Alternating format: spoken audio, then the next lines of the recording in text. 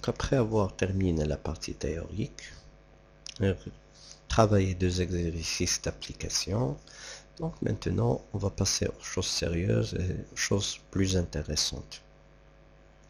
Donc maintenant on va essayer de faire l'étude d'un système.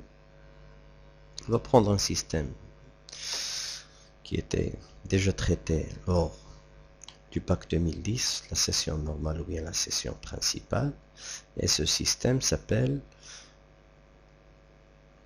un système de lavage automatique de véhicules.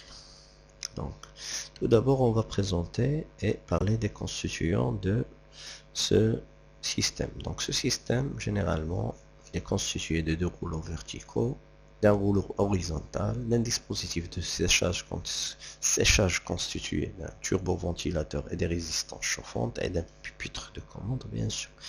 Ici, vous trouvez les rouleaux verticaux, le rouleau horizontal il est là, et derrière cette carcasse vous trouvez le dispositif de séchage.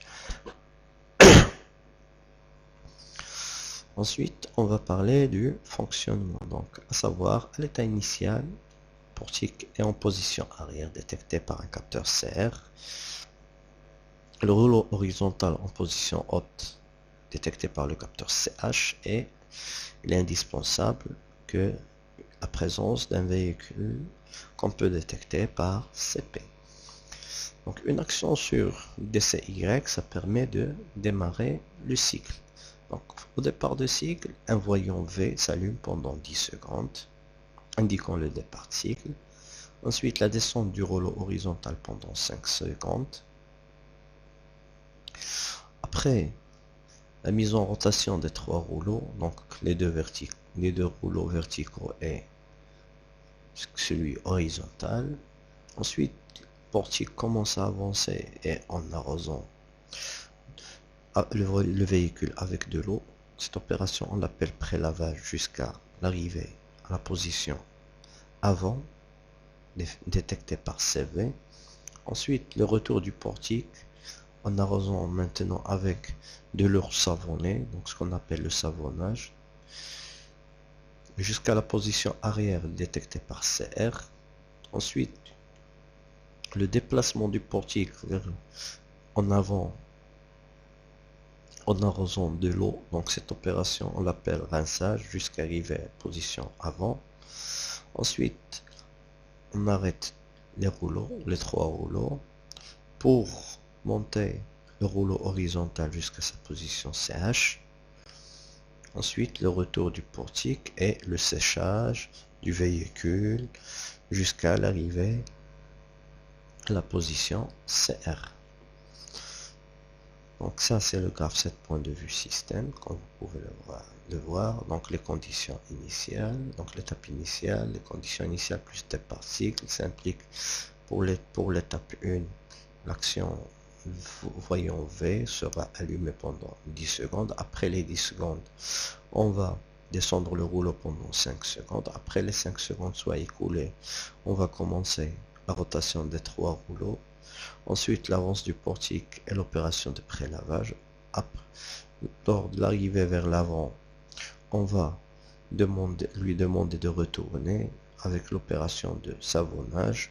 Ensuite, jusqu'à l'arrivée à la position arrière, on va l'avancer encore une fois pour réaliser le rinçage jusqu'à arriver à la position avant.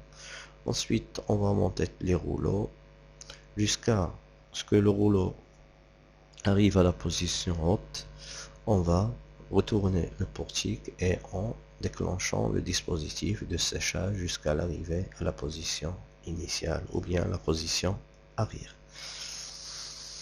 Maintenant, on va voir le schéma de commande. Comme vous pouvez le voir, on utilise un microcontrôleur de type PIC16F877. Le port B est utilisé comme étant sortie.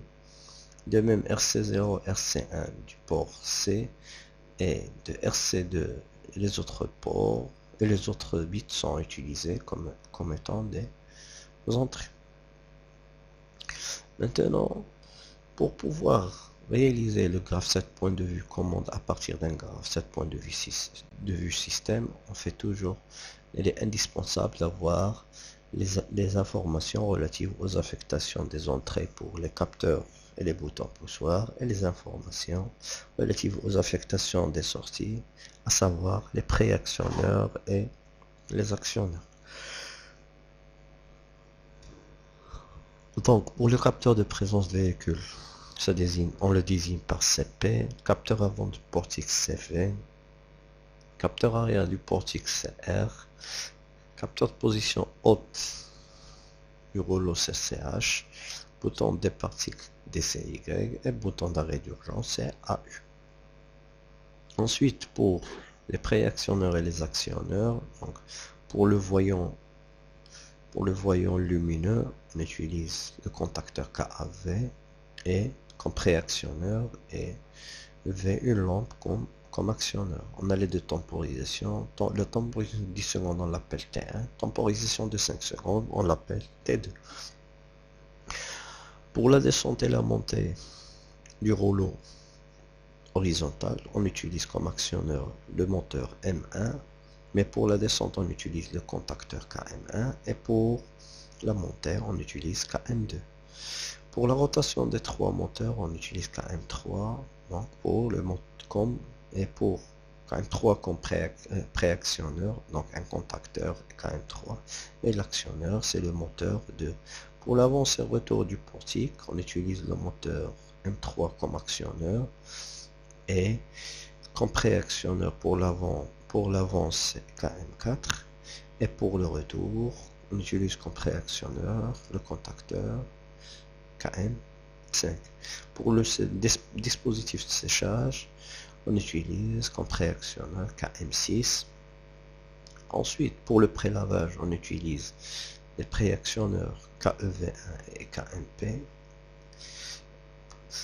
KEV1 pour déclencher, pour commander l'électrovanne et KMP pour commander la pompe. De même pour le savonnage, pour l'opération de savonnage, KEV1 pour commander l'électrovanne 2 et KMP pour commander la pompe.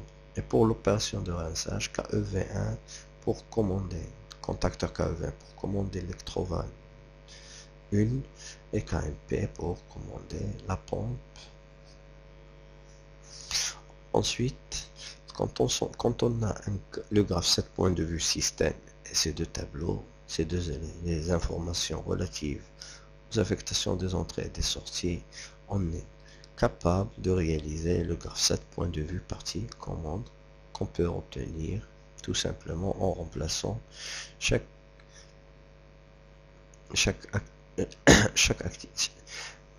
partie par sa désignation ou bien par son préactionneur.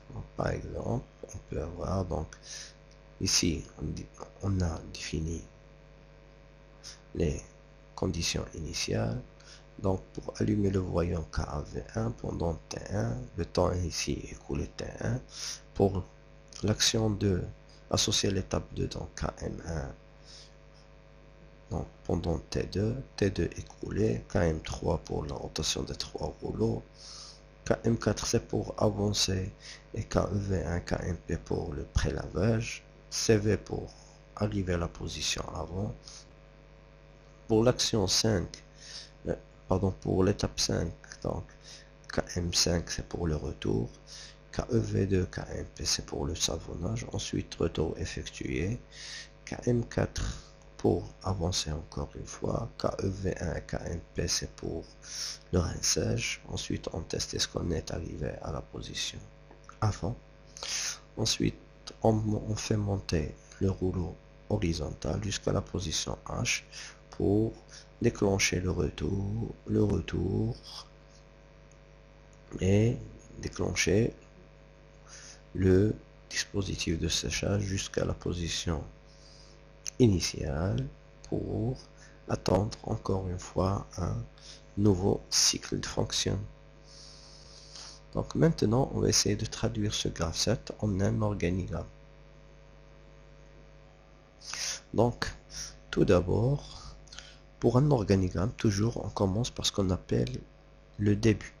donc le début. Ensuite, puisqu'on a un microcontrôleur, on doit le configurer ou bien l'initialiser. Donc l'initialisation, c'est la configuration, c'est configurer les différentes entrées, les différentes sorties et déclarer le microcontrôleur utilisé.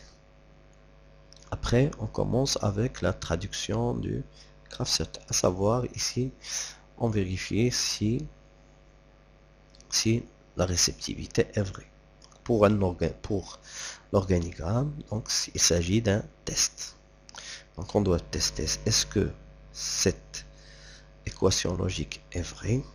Si oui, on continue. Sinon, on attend jusqu'à ce qu'il soit vérifié. Ensuite, c'est oui, c'est les vérifier. Donc on doit allumer ou bien déclencher, donc fermer le contacteur KAV. Donc RC0 il va recevoir 1 pendant un temps, pendant 10 secondes. Donc 10 secondes, on a une temporisation tempo 1 qui réalise le programme de la temporisation de 10 secondes. Après écoulement de 10 secondes, qu'est-ce qu'on doit faire? On doit désactiver l'action. Ensuite, de la même façon pour l'étape 2, donc on active KM1, donc il est commandé par RB0, il va recevoir pendant une temporisation 2, d'accord, qui est de 5 secondes. Après écoulement de 5 secondes, qu'est-ce qu'on doit faire? On doit là désactiver. Et ainsi de suite. Après écoulement du temps, donc on a ici deux actions qui sont simultanées, 3 et 4. Donc ici, on a l'étape 3 et 4. L'étape 3 contient une action et l'étape 4 contient 3 actions. Donc, l'ensemble, on aura 4 actions. Donc RP2 il va recevoir 1, de même 3, 6 et RC1. Ensuite, on doit tester est-ce que cette réceptivité est vraie. S'il est fausse, on va rien faire, on attend qu'il soit vrai. Si oui, c'est oui, qu'est-ce qu'on va faire? C'est oui, on doit désactiver les actions précédentes pour activer les actions suivantes. En ce qui concerne les actions précédentes qu'on doit désactiver, si vous remarquez KM3, donc l'étape 3 est toujours active. Donc ici on doit désactiver KM4 pour activer KM5, désactiver KEV1 pour activer KEV2, KMP l'activer ici. Donc c'est pas la peine de la désactiver pour la réactiver, donc on la laisse active. Donc on désactive les KM4 et KEV1, donc on les désactive ici pour activer KM5 et KEV1, ce qui est réalisé à ce niveau. Ici, on a activé KM5 et KEV1. Ensuite, on doit tester la réceptivité CR. Sinon, on va rien faire. C8, qu'est-ce qu'on doit faire? On doit désactiver les étapes précédentes, pardon, les actions précédentes, donc RP4 et RP7, et activer les étapes, les actions suivantes. Donc, on doit désactiver KM5 et KEV2 pour activer KM4 et KEV1. C'est ça. Maintenant, on va tester CV. Pour tester CV, sinon rien ne se passe. Maintenant, C8. C8, qu'est-ce qu'on doit désactiver? Ces 3 actions plus celle-là. Donc on doit désactiver 4 actions. Donc ils sont RB2, 3, 6 et C1. Tous ils vont être désactivés pour activer KM2. Donc KM2 CRB1 il va recevoir 1. Ensuite, on va tester CH bien RC3 et la réceptivité CH, donc ce qui correspond à cette. Sinon, on va rien faire. C8. On doit désactiver KM2 qui correspond à RP0.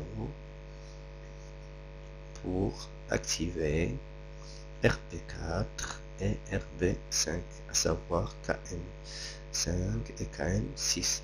Ensuite, on doit tester est-ce que la réceptivité est vraie, donc ce qui se traduit par un test. C'est oui, pardon, c'est non, rien ne se passe. Si oui, on doit désactiver l'action précédente, désactiver l'étape précédente et les actions associées pour aller à l'étape initiale. Et c'est ça, c'est le graph set final.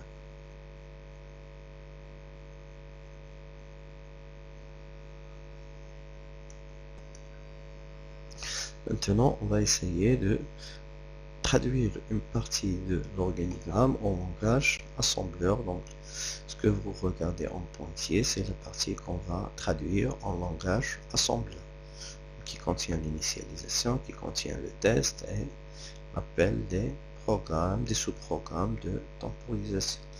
Donc, tout d'abord, on va passer par la configuration.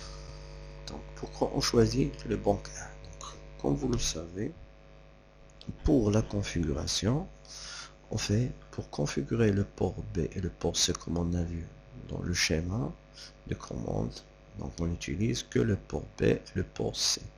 Donc, pour commander ces deux ports, on fait toujours appel au registre TRIZ B et TRIZ C. Donc, ces registres se trouvent dans le banc 1. Donc, on doit bien se placer dans le banc 1 pour pouvoir les configurer. Donc, tout d'abord, comme vous pouvez le remarquer sur le schéma devant vous, donc le port B, il est entièrement en sortie. Donc, pour qu'il soit en sortie, donc on doit mettre dans le registre TRIZ B, donc un bit pour qu'il soit en sortie, on doit lui mettre 0. Donc ici, puisque tout le port il est en sortie, donc tout le port il doit être tout le registre TRIZ B il doit être mis à 0. Par contre, le port C, on a RC0, RC1 sont des sorties et le reste sont des entrées. Pour le port C, il suffit que RC0, les bits 0 et le bit 1 du TRIZ C, seuls ces deux bits qui doivent être à 0, les autres doivent être à 1. Et comme ça, donc pour mettre à 0 tout le port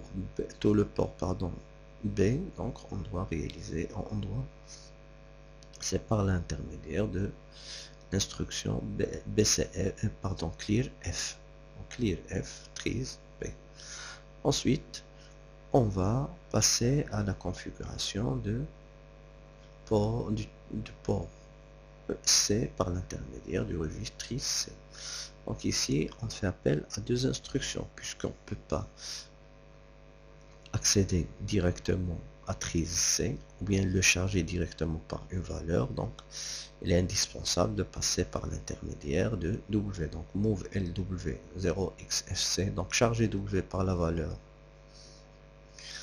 FC en hexadécimal. Ensuite, transférer cette valeur, ou bien de déplacer vers le registre TRIZ C. Ensuite, qu'est-ce qu'on doit faire? Puisqu'on doit, à savoir, on ne peut pas tester une valeur, on ne peut pas tester toutes les valeurs, on peut pas, comme vous pouvez le savoir, on n'a pas une instruction qui nous permet de tester plusieurs bits en même temps, bien tester un registre entier. Donc, ce qu'on peut tester, c'est soit des bits, soit on va utiliser une astuce pour pouvoir tester plusieurs bits. Donc, en premier temps, on transfère le contenu du registre C vers W, d'accord? Et les bits qui nous intéressent pour le test, on essaie de les mettre à 1, ici on doit tester C3, 4, 5, 6, les autres du port P ne nous intéressent pas, donc on les laisse tranquilles. Avec cette valeur qu'on a pu trouver, on met AND avec le contenu qu'on a déjà chargé. Donc AND LW, donc 0, 1, 1, 1, donc les 4 bits qu'on teste et les autres sont masqués. Donc c'est pour masquer les bits qu'on veut pas tester. Ensuite, qu'est-ce qu'on va faire? On va soustraire la même valeur. Pourquoi? Donc si toutes les bits sont à 1, donc la condition vérifiant soustrait cette valeur, donc le résultat sera nul. Donc il suffit de tester le bit 0Z qui nous permet d'offrir une indication sur le résultat, est-ce qu'il est nul ou pas, qui se trouve dans le registre d'état statut. C'est ce qu'on va réaliser. Donc BTFSS, est-ce que le résultat est nul? Ce bit Z se trouve dans le registre statut. Sinon, on exécute l'instruction suivante, donc go to loop, donc on revient au test comme ça. Sinon, qu'est-ce qu'on doit faire? Sinon, donc si la condition est vraie, donc on saute l'instruction suivante, donc on exécute